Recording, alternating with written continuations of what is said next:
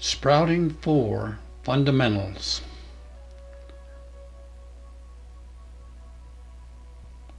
Welcome. I'm delighted you found us again. Heard that before, haven't you? Today, we're going to be focusing on 3 fundamentals: balance, the breath, and resonance. Understanding of the fundamentals for me started with seeing the world through the eyes of young children. They didn't care about my wonderful concepts. All they wanted to do was relate.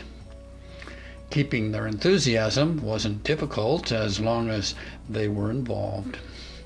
Imagine my surprise, and I really was surprised, when I finally figured out that much of my divinity was just like theirs, hidden in plain sight.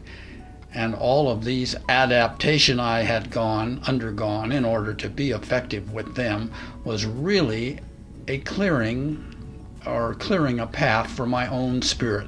They were the teachers and I was the student, and this was very humbling indeed. What are some of these lessons?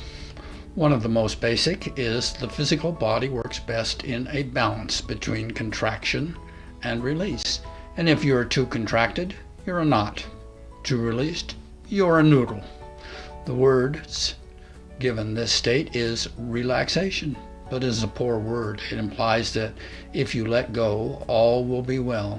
In fact, Jacobson, in his book Progressive Relaxation, provides scientifically duplicatable proof, which you can verify if you read his book and do his experiments, that letting go of the tension completely yields a body that acts like a cooked piece of spaghetti. It is unable to sit up in the chair or hold a thought in its mind. The technique is semi-hidden, but simple.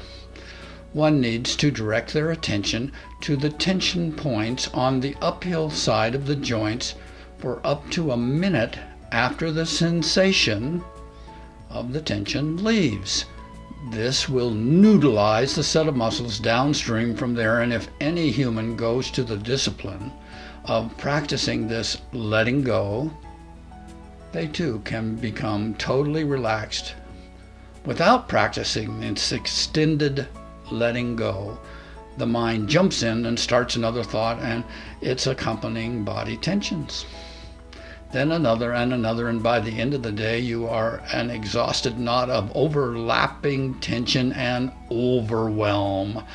Practicing this technique, on the contrary, yields a person able to willfully let go and balance in any setting at any time. No small feat in today's world. But that's not the whole story either.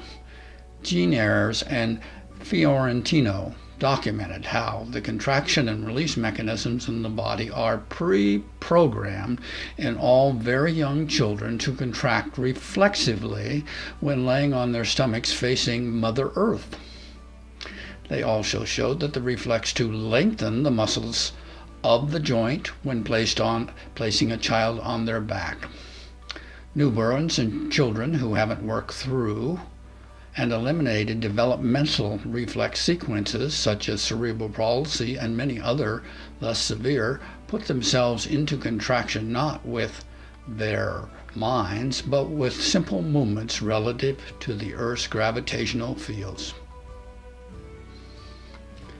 The full activation of our body's God technology, the dense physical body, is something to be appreciated, not taken for granted. Do not assume you already know how to relax and balance in all situations. Visit Redirect Sprouting E. Oh yes, got the answer. Relaxation, Sprouting E, relaxation. It's a very important skill to master.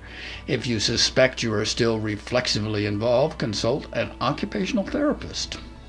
Keywords: they have your answers. They're trained in it. Trained means they do it. Another body fundamental is breathing. Sit up in your chair, pinch your nose, and hold your hold it shut. I mean, tight. Close your mouth and seal it. Also, keep it sealed as I talk. So unless you evoke the 2-year-old turn blue and pass out temper tantrum, you are starting to notice one important fact. Breathing is needed for consciousness and for life in this body. Let go. You can pass out. It's your choice. The next experience is the imaginary whistle.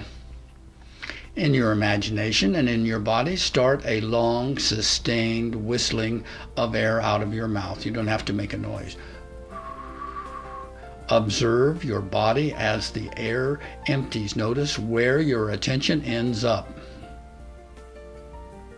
In your contracted solar plexus.